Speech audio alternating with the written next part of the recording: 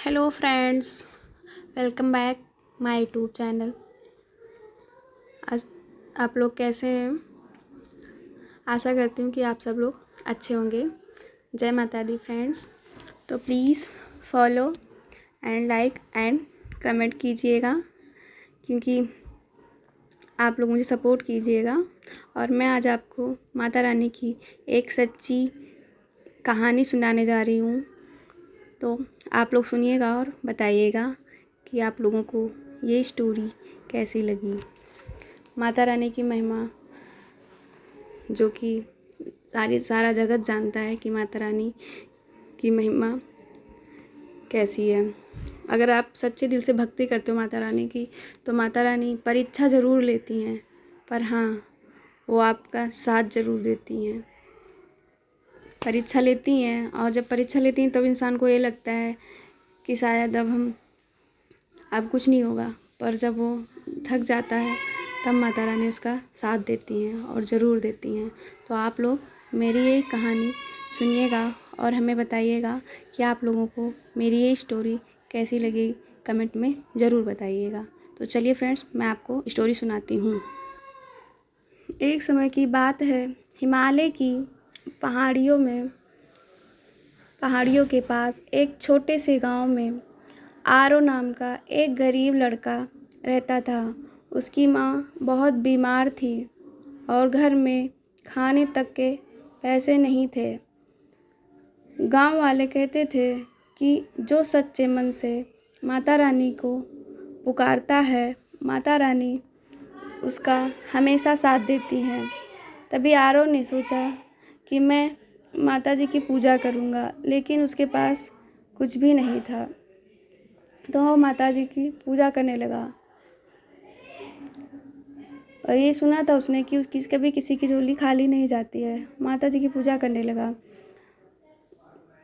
नवरात्रि का समय था। पूरे गांव में माता रानी के भजन गूंज रहे थे, लेकिन आलो के मन में दुख था। वो रोज़ मंदिर के बाहर बैठकर सिर्फ यही प्रार्थना करता था, हे माता रानी, मेरी माँ को ठीक कर दो।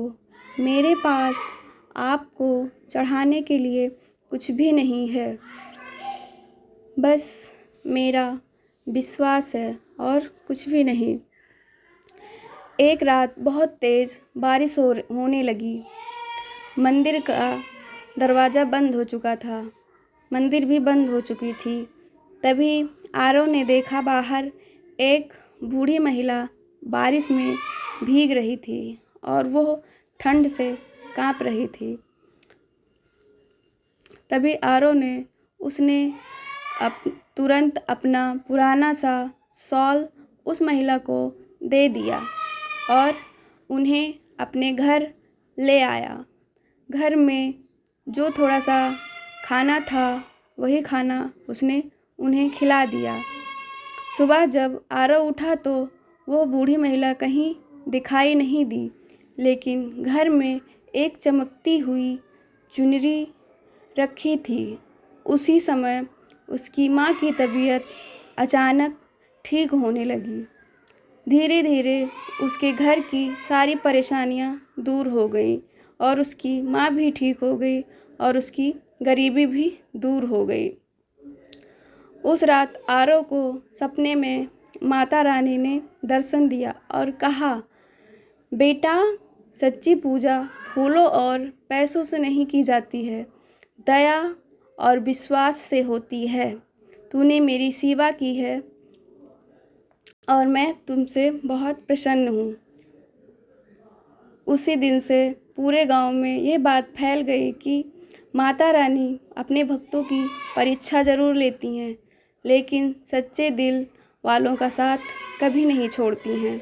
माता रानी इस प्रकार आरव की उन्होंने रक्षा की और उसकी माँ को भी ठीक किया और उसकी गरीबी भी दूर कर दी। फ्रेंड्स, बताइएगा ये कहानी आप लोगों को कैसी लगी, कमेंट करिएगा और बताइएगा मुझे। Please subscribe and like.